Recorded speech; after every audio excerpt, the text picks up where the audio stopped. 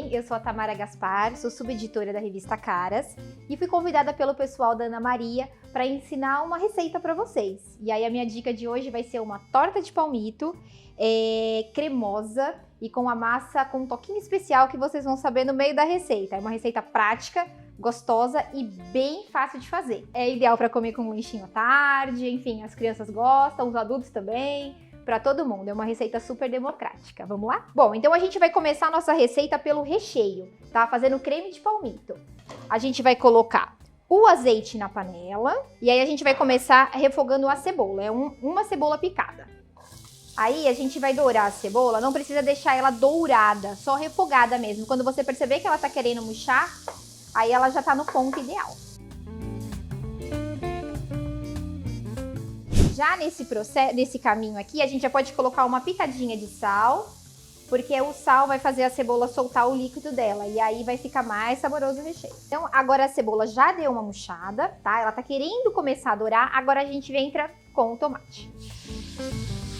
A ideia não é derreter o tomate, fazer ele virar um molho, tá? Mas só dar uma refogada mesmo. Bom, agora que o tomate já deu uma murchada junto com a cebola, né? Lembrando, não é para deixar ele com uma cara de molho, a gente entra com um palmito. Eu tô usando um vidro de palmito. Aí a gente já entra com a cebolinha, que dá um gosto gostoso e dá uma corzinha especial.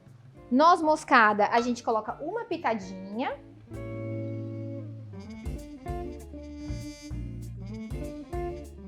Bom, depois que a gente colocou o palmito, não precisa refogar tanto ele, porque senão ele vai virar um molho, ele vai desmanchar demais e a gente ainda vai levar para o forno, então não precisa. É só dar uma refogada mesmo. E aí, na sequência, a gente vem com um copo de requeijão.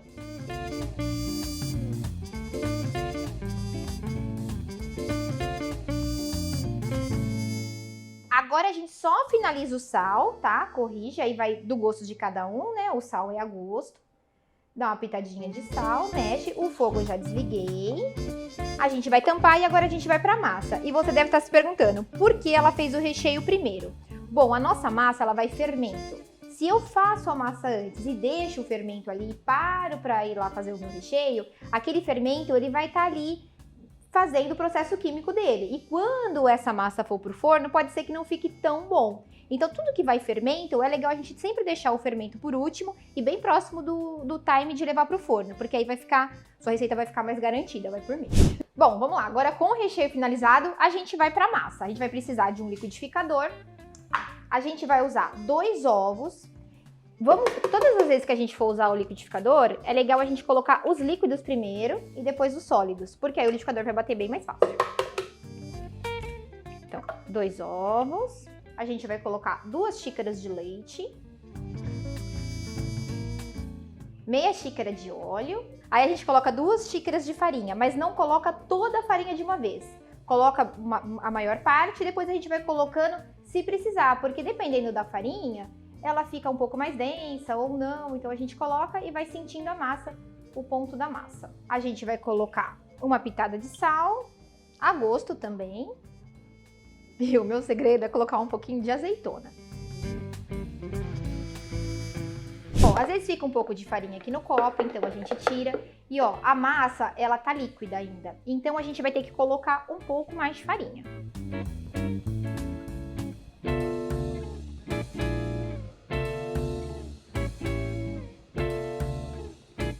Essa é a textura da massa. Tá vendo? Ela tá espessa, mas não chega a ser dura. A gente vai finalizar com uma colher de fermento em pó. Lembrando, o fermento em pó sempre coloca por último, tá? Para ele não ficar tendo as reações químicas aqui. Bate de novo. E agora a gente vai para a montagem. Bom, vamos lá. Recheio pronto, massa pronta. A gente vai começar a montar a nossa torta, tá? Você pode montar a torta num refratário de vidro, numa forma de alumínio, enfim. O que você tiver aí que você consiga levar ao forno. Untada, tá? A nossa forma já está untada. Lembra que eu falei pra vocês, pra gente sempre colocar o fermento por último? Então, se vocês repararem aqui, ó, a massa, ela tá toda cheia de bolinhas. Isso daqui já é um resultado do fermento, que ele já tá agindo. Então, se a gente tivesse feito essa massa primeiro e depois fosse fazer o nosso recheio, o processo químico do fermento, ele ia começar a agir aqui e não ia dar o mesmo resultado lá no forno, tá? Mas vamos lá, chega de enrolar e vamos montar a nossa torta. A gente vai começar colocando metade dessa massa na forma.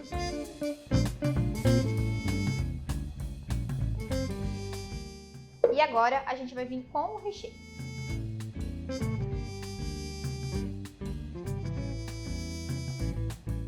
Não se preocupa se o recheio começar a afundar, tá? Você vai falar, meu Deus, meu recheio vai afundar na massa. É assim mesmo, não se preocupe.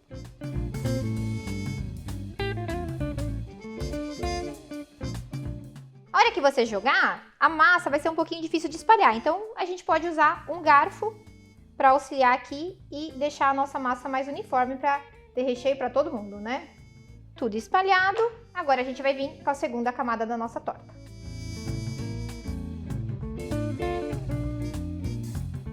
Bom, torta montada e agora uma dica, hein? Se você quiser colocar um pouquinho de queijo ralado por cima, de preferência um parmesão, vai ficar muito boa. Ainda vai dar aquela crocância, sabe? Vai ficar douradinha, maravilhosa. Bom, em casa eu costumo colocar no meu forno a 220 graus, 200 graus mais ou menos.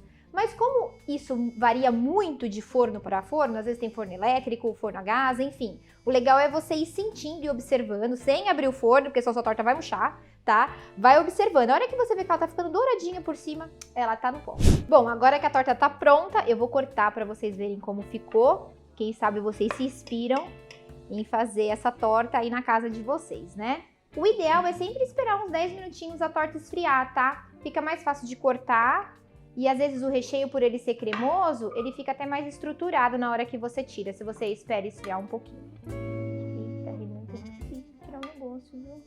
Você tem um... É porque ela tá quente. Ah, tá. Gente, aqui tá o resultado final da torta. Ela fica muito cremosa.